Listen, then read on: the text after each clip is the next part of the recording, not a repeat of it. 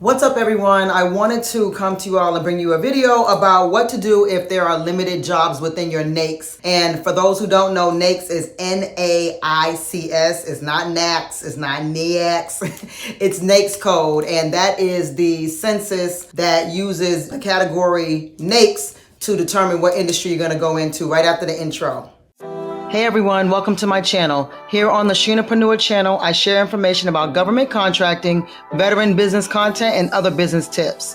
So yeah, I wanted to explain a little bit about what the NAICS code is and what to do if you don't have a lot of jobs within your specific NAICS code, or you can't find a NAICS code for your specific industry. So the NAICS code, like I said, is NAICS, and that is a code that the census used to categorize what industry that is available throughout the world. And so you can go into the NAICS website and you would type in whatever your job that you want to go into with government contracting, and you would type that in, and it should give you a NAICS code. Now, there are some that are not a perfect match when it comes to what industry you're trying to go into. Most of the people that come to me are in trucking, janitorial, construction, and there's plenty of NAICS codes for that, and there's plenty of sub-NAICS codes for that. And so with that being said, you're able to pick out many categories for your industry without any issues. But for those who are having issues finding something within their realm, or within their industry, I've had a few, such as like museums, professional organizers,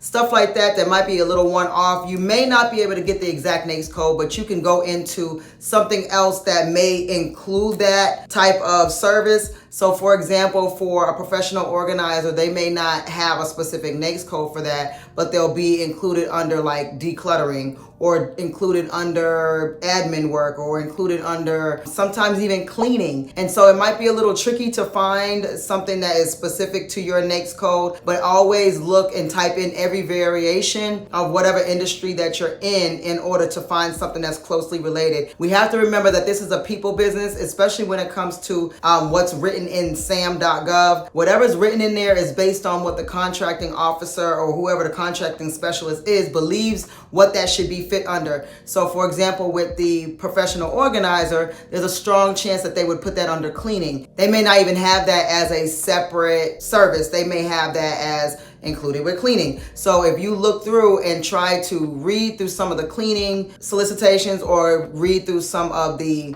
decluttering solicitations, you may find professional organizing is something that is supposed to be included in there, meaning that the contracting officer did not include that, but you know, based on your expertise, that is something that's needed, or it's something that's included in there, but it's deep inside of the solicitation, and you have no idea that it's in there because it's categorized under something else. So if you're having a problem finding NAICS within your industry, just always type in every single variation into SAM or into the NAICS website to be able to find something that is closely related to your industry. Also remember that if you're in, say, construction, and if you have specialty type skills that your company offers, like electrical or plumbing or roof repair, because roof repair is very different, or something that requires a specialty license, they may also be categorized separately. Most of the time they are categorized separately as a different NAICS code, but they're all included under construction, for example. So you can have the NAICS code construction, and I don't remember what it is off the top of my head, but if you have that NAICS code, it's probably like 561 or 5 something. And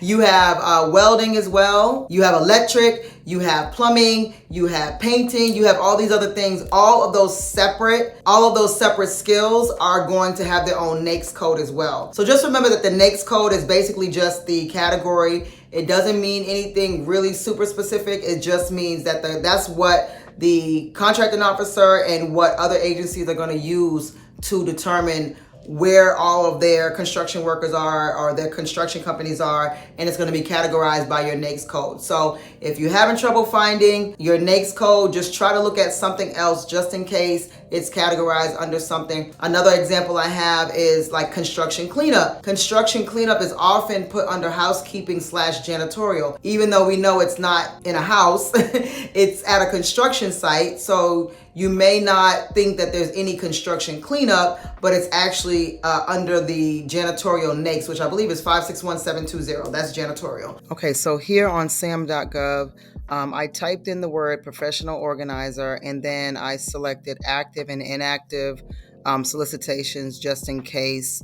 So I scrolled down and actually got kind of lucky because it shows this service with the Department of Veteran Affairs. They needed decluttering, BioClean, and receive professional organizing services. So as you can see, it's written in the title, but when you click on the actual solicitation, I want to be humored by what NAICS code it's under. And as you can see, it's under administrative management and general management consulting services. So if you are a professional organizer, you would have not a clue as to that being the actual NAICS code that you need to look up. So just wanted to show this example that it doesn't have to be under a NAICS code that you think.